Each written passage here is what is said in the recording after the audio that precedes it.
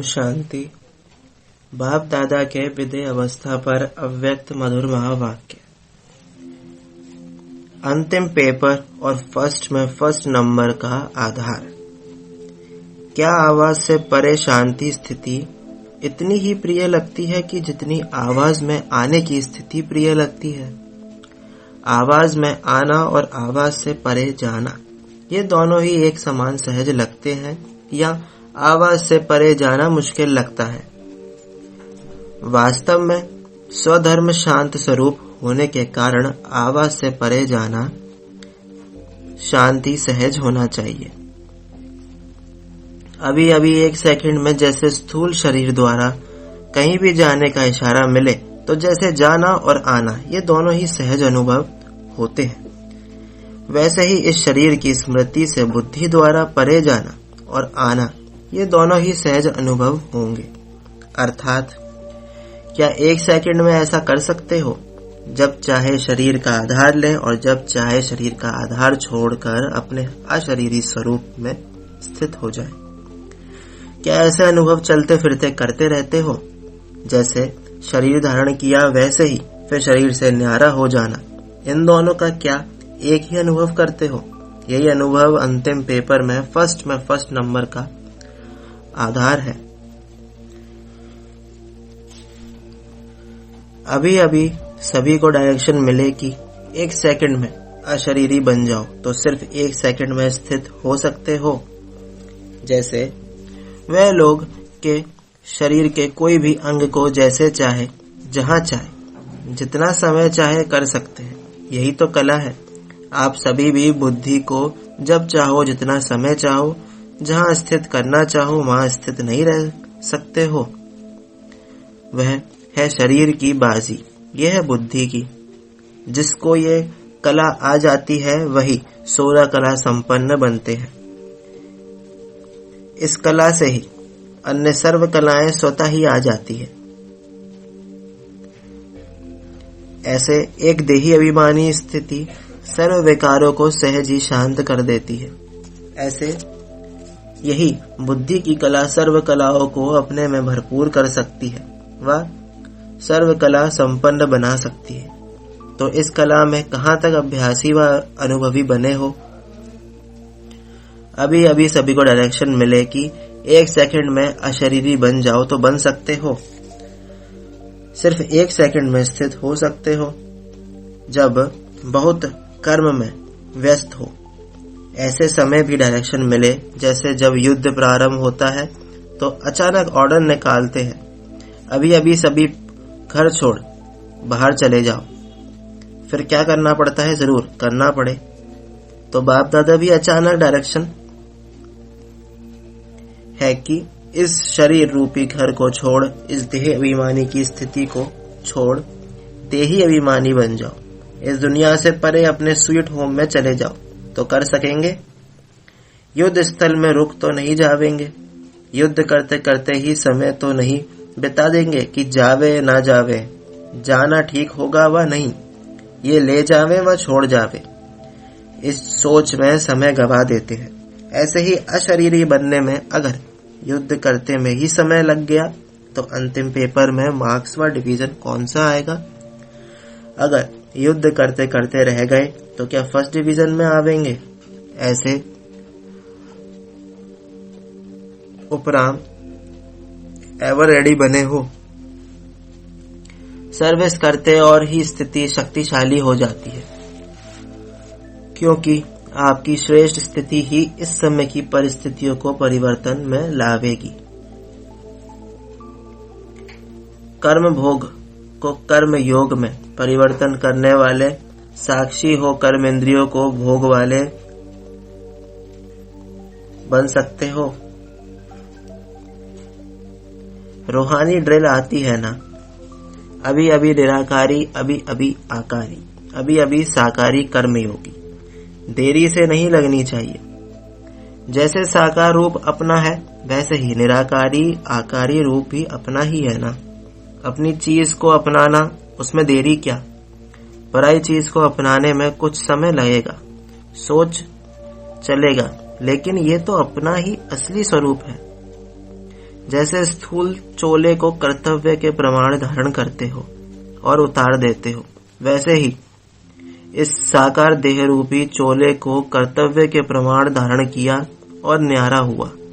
लेकिन जैसे स्थूल वस्त्र भी अगर टाइट होते हैं तो सहज उतरते नहीं हैं, ऐसे ही अगर आत्मा का ये देह रूपी वस्त्र देह के दुनिया के माया के आकर्षण में टाइट अर्थात खिंचा हुआ है तो सरल उतरेगा नहीं, अर्थात सहज न्यारा नहीं हो सकेंगे। समय लग जाता है, थकावट होती है। कोई भी कार्य जब संभव नहीं होता है तो थकावट व परेशानी हो ही जाती है। परेशानी कभी एक ठिकाने टिकने नहीं देती। तो ये भक्ति का भटकना क्यों शुरू हुआ? जब आत्मा इस शरीर रूपी चोले को धारण करने और न्यारे होने में असमर्थ हो गई। ये देह का भान अपने तरफ खींच गया, तब परेशान होकर भटकना शुरू किया। लेकिन जब आप सभी श्रेष्ठ आत्माएं इस शरीर के आकर्षण से परे एक सेकंड में हो सकते हो, ऐसी प्रैक्टिस है। प्रैक्टिस की परीक्षा का समय कौन सा होता है? जब कर्म भोग का जोर होता है। कर्म इंद्रियां बिल्कुल कर्म भोग के वश अपने तरफ आकर्षण करे, जिसको कहा जाता है बहुत दर्द है। कहते हैं ना, बहुत दर्द है, इसलिए थोड़ा भूल गई। लेकिन ये तो टग ऑफ वॉर, रस्साकसी का समय है। ऐसे समय कर्म भोग को कर्म योग में परिवर्तन करने वाले, साक्षी हो कर्म इंद्रियों को भोगवाने वाले जो होते हैं, उनको ही अष्टरत्न कहा जाता है, जो ऐसे समय विजयी बन दिखाते हैं। क्योंकि अष्टरत्नों में सदैव अष्ट शक्तियां कायम रहती हैं। ऐसे अष्ट ही भक्तों को अल्पकाल की शक्तियों का वरदान देने वाले इष्ट बनते हैं। अब व्यक्त द्वारा अव्यक्त मिलन भी समाप्त होता जावेगा। फिर क्या करेंगे? जैसे सतयुग में माँ बाप पालना कर राजभाग के अधिकारी बनाकर, तख्तनशीन बनाकर राज तिलक दे, अर्थात जिम्मेवारी का तिलक दे, स्वयं साक्षी हो देखते हैं, साथ होते भी साक्षी हो देखते हैं। तो ये विधान भी कहाँ से शुरू होगा? अब भी बाप दादा इस विश्व सेवा के जिम्मेवारी का तिलक दे, स्वयं साक्षी हो देखते हैं। साक्षी है ना, साथ होते भी साक्षी है।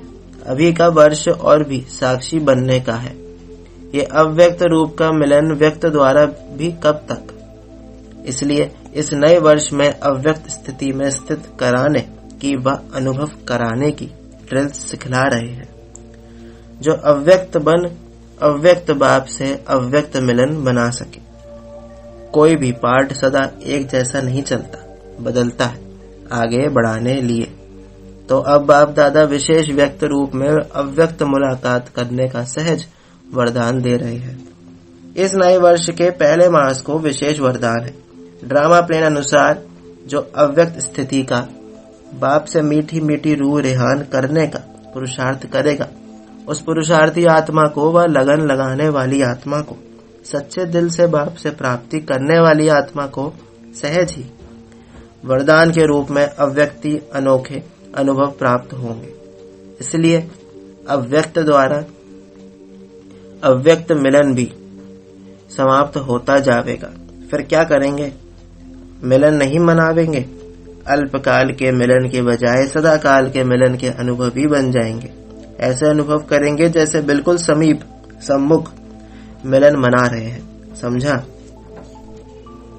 सिर्फ बहुरूपी बन जाओ तो सर्व स्वरूपों के सुखों का अनुभव कर सकेंगे। अब बहुत जल्दी जल्दी नए नए नजारे और नई नई बातें सुनेंगे और देखेंगे। इसके लिए अव्यक्त स्थिति और अव्यक्त मिलन का विशेष अनुभव करना है, जो किसी भी समय मिलन द्वारा बुद्धि बल से अपने पुरुषार्थ व विश्व सेवा के सर्व कार्य में सफलता मूर्त बन सको। अब अव्यक्त मिलन का अनुभव किया, जिस समय चाहो या जिस परिस्थिति में चाहो उस समय उस रूप से मिलन मिलाने का अनुभव कर सकते हो। क्या ये प्रैक्टिस हो गई? जब थोड़ी सी प्रैक्टिस की है तो उसको बढ़ा सकते हो ना। तरीका तो सभी को आ गया है। ये तो बहुत सहज तरीका है जिससे जिस देश में जिस रूप में मिलना चाहते हो वैसा अपना वेश बना लो।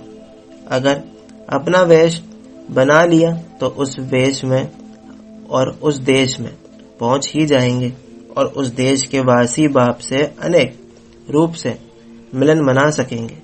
सिर्फ उस देश के समान वेश धारण करो, अर्थात स्थूल वेश से स्थूल शरीर की स्मृति से परे सूक्ष्म शरीर अर्थात सूक्ष्म देश के वेशधारी बनो। क्या बहुरूपी नहीं हो? क्या वेश धारण करना नहीं आता? जैसे आजकल की दुनिया में जैसा कर्तव्य वैसा वेश धारण करते हैं, वैसे आप भी बहुरूपी हो। तो जिस समय जैसा कर्म करना चाहते हो क्या वैसा वेश धारण नहीं कर सकते? अभी अभी साकारी और अभी अभी आकारी जैसे स्थूल वस्त्र सहज ही बदल सकते हो, तो क्या अपनी बुद्धि द्वारा अपने सूक्ष्म शरीर को धारण नहीं कर सकते हो? सिर्फ बहुरूपी बन जाओ तो सर्व स्वरूपों के सुखों का अनुभव कर सकेंगे। बहुत सहज है, अपना ही तो स्वरूप है। कोई नकली रूप किसी दूसरे का थोड़े ही धारण करते हो। दूसरे के वस्त्र ऊपर नीचे हो सकते हैं, फिट हो या ना हो, लेकिन अपने वस्त्र तो सहज ही धारण हो सकते हैं। तो ये अपना ही तो रूप है, सहज है ना। अब ड्रामा की रील जल्दी जल्दी परिवर्तित होनी है। जो अब वर्तमान समय चल रहा है ये सब भी बातें परिवर्तन होनी है। व्यक्त द्वारा अव्यक्त मिलन, ये सभी तीव्र परिवर्तन होने हैं। इस कारण अव्यक्त मिलन का विशेष अनुभव विशेष रूप से कराया है और आगे भी अव्यक्त स्थिति द्वारा अव्यक्त मिलन के विचित्र अनुभव बहुत करेंगे। इस वर्ष को अव्यक्त मिलन द्वारा विशेष शक्तियों की प्राप्ति का वरदान मिला हुआ है। इसलिए ऐसे नहीं समझना कि ये मास समाप्त हुआ, लेकिन इसी अभ्यास को और इसी अनुभव को जो लगातार आगे आगे बढ़ाते रहेंगे उनको बहुत नए नए अनुभव होते रहेंगे। समझा? आवाज से परे अपनी आत्मा के स्वधर्म शांत स्वरूप स्थिति का अनुभव नेचुरल रूप में और निरंतर करते हो। इतनी आवाज में आने की प्रैक्टिस निरंतर और नेचुरल रूप में है। ऐसे ही आवाज से परे अपनी आत्मा के स्वधर्म शांत स्वरूप की स्थिति का अनुभव भी नेचुरल रूप में और निरंतर करते हो। दोनों अभ्यास समान रूप में अनुभव करते हो या 84 जन्मों के शरीरधारी बनने के संस्कार बहुत कड़े हो गए हैं। 84 जन्म वाणी में आते रहते हो और 84 जन्मों के संस्कारों को 1 सेकंड में परिवर्तन कर सकते हो, अर्थात वाणी से परे स्थिति में स्थित हो सकते हो या वे संस्कार बार बार अपनी तरफ आकर्षित करते हैं। क्या समझते हो? 84 जन्मों के संस्कार प्रबल है या इस सुहावने संगम युग के 1 सेकंड में अशरीरी वाणी से परे अपनी अनादि स्टेज का अनुभव भी प्रबल है? उसकी तुलना में वह स्टेज पावरफुल है जो अपनी तरफ आकर्षित कर सके या 84 जन्मों के संस्कार पावरफुल है? वह 84 जन्म है और यह है 1 सेकंड का अनुभव। फिर भी पावरफुल अनुभव कौन सा है? क्या समझते हो? ज्यादा आकर्षण कौन करता है, वह अनुभव या ये अनुभव? वाणी में आने का संस्कार या वाणी से परे होने का अनुभव? वास्तव में ये 1 सेकंड का अनुभव बहुत समय के अनुभव का आधार है। 1 सेकंड में अनेक प्राप्तियों को अनुभव कराने वाला है, इसलिए ये 1 सेकंड अनेक वर्षों के समान है। ऐसे अनुभव करते हो ना? जब चाहे और जैसे अपने मुख को चलाना चाहे वैसे चलाएं। सेकंड में इसको कहा जाता है। इस शरीर को चलाने वाले मास्टर मालिकपन की स्टेज। तो मालिक बने हो, शरीर के मालिक बने हो।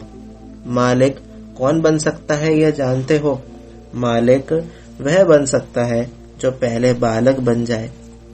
अगर बालक नहीं बनते तो आप अपने शरीर का मालिक भी नहीं बन सकते। संपूर्ण स्वतंत्र बनो। अपने को संपूर्ण स्वतंत्र समझते हो या कोई बात में परतंत्र भी हो? संपूर्ण स्वतंत्र अर्थात जब चाहो इस देह का आधार लो, जब चाहो इस देह के भान से ऐसे निहारे हो जाओ जो जरा भी ये देह अपनी तरफ खींच ना सके। ऐसे अपनी देह के भान अर्थात देह के लगाव से स्वतंत्र, अपने कोई भी पुराने स्वभाव से भी स्वतंत्र, स्वभाव से भी बंधायमान ना हो, अपने संस्कारों से भी स्वतंत्र, अपने सर्वलौकिक संपर्क व अलौकिक परिवार के संपर्क के बंधनों से भी स्वतंत्र। ऐसे स्वतंत्र बने हो, ऐसों को कहा जाता है संपूर्ण स्वतंत्र। ऐसी स्टेज पर पहुंचे हो वह अभी तक एक छोटी सी कर्मेंद्रिय भी अपने बंधन में बांध लेती है। अंतिम पेपर के लिए एवर रेडी।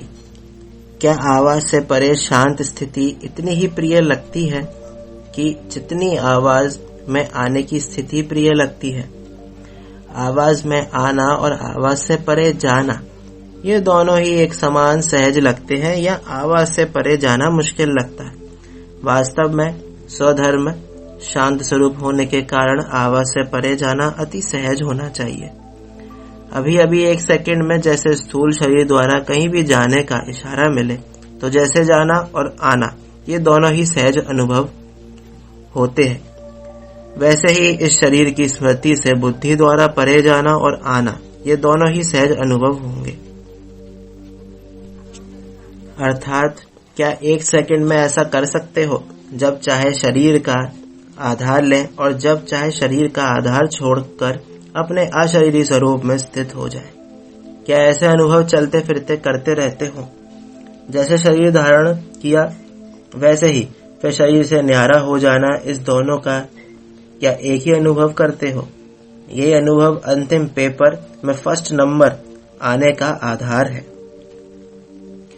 जो लास्ट पेपर देने के लिए अभी से तैयार हो गए हो या हो रहे हो, जैसे विनाश करने वाला एक इशारा मिलते ही अपना कार्य संपन्न कर देंगे। अर्थात विनाशकारी आत्मा इतनी एवर रेडी है कि एक सेकंड के इशारे से अपना कार्य अभी भी प्रारंभ कर सकती है। तो क्या विश्व का निर्माण करने वाली अर्थात स्थापना के निमित्त बनी हुई आत्माएं ऐसे एवर रेडी हैं? अपनी स्थापना का कार्य ऐसे कर लिया है कि जिससे विनाशकारियों को इशारा मिले,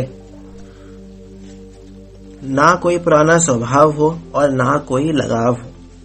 अपने में चेक करो कि क्या किसी भी प्रकार का लगाव है, चाहे वह संकल्प के रूप में लगाव हो, चाहे संबंध के रूप में, चाहे संपर्क के रूप में, और चाहे अपनी कोई विशेषता की ही तरफ हो। अगर अपनी कोई भी विशेषता से भी लगाव है तो वह भी लगाव बंधन युक्त कर देगा और वह बंधन मुक्त नहीं करेगा, क्योंकि लगाव अशरीरी बनने नहीं देगा और वह विश्व कल्याणकारी भी बन नहीं सकेगा। जो अपने ही लगाव में फंसा हुआ है वह विश्व को मुक्त व जीवन मुक्त का वर्षा दिला ही कैसे सकता है? लगाव वाला कभी सर्वशक्ति संपन्न हो नहीं सकता। लगाव वाला धर्मराज की सजाओं से संपूर्ण मुक्त सलाम देने वाला नहीं बन सकता। लगाव वाले को सलाम भरना ही पड़ेगा और लगाव वाले संपूर्ण फर्स्ट जन्म का राज्य भाग पा ना सके। इसी प्रकार पुराने स्वभाव वाले नए जीवन नए युग का संपूर्ण और सदा अनुभव नहीं कर पाते। हर आत्मा में भाई भाई का भाव न रखने से स्वभाव एक विघ्न बन जाता है। विस्तार को तो स्वयं भी जानते हो, लेकिन अभी क्या करना है? विस्तार को जीवन में समाकर बाप समान बन जाना है। ना कोई पुराना स्वभाव हो और ना कोई लगाव हो, जबकि तन मन और धन सभी बाप को समर्पण कर दिया तो देने के बाद फिर मेरा विचार, मेरी समझ और मेरा स्वभाव ये शब्द ही कहां से आया? क्या मेरा अभी तक है या मेरा सो तेरा हो गया? जब कहा मेरा सो तेरा तो मेरा मन समाप्त हो गया ना। मन और तन बाप की अमानत है, आपकी तो नहीं है ना। मेरा मन चंचल है, यह कहना कहां से आया? क्या अभी तक मेरापन नहीं छूटा? मेरापन किसमें होता है? बंदर में। वह खुद मर जाएगा लेकिन उसका मेरापन नहीं मरेगा। इसलिए चित्रकारों ने महावीर को भी पूंछ की निशानी दे दी। हे महावीर, लेकिन पूंछ जरूर है। तो ये पूंछ कौन सी है? लगाव और स्वभाव की। जब तक इस पूंछ को आग नहीं लगाई है तब तक लंका को आग नहीं लग सकती। तो विनाश की वार्निंग की सहज निशानी कौन सी हुई? इसी पूंछ की आग लगानी है। जब सभी महावीरों की लगन की आग लग जाएगी तो क्या ये पुराना विश्व रहेगा? इसलिए अब सभी प्रकार के लगाव और स्वभाव को समाप्त करो। ओम शांति।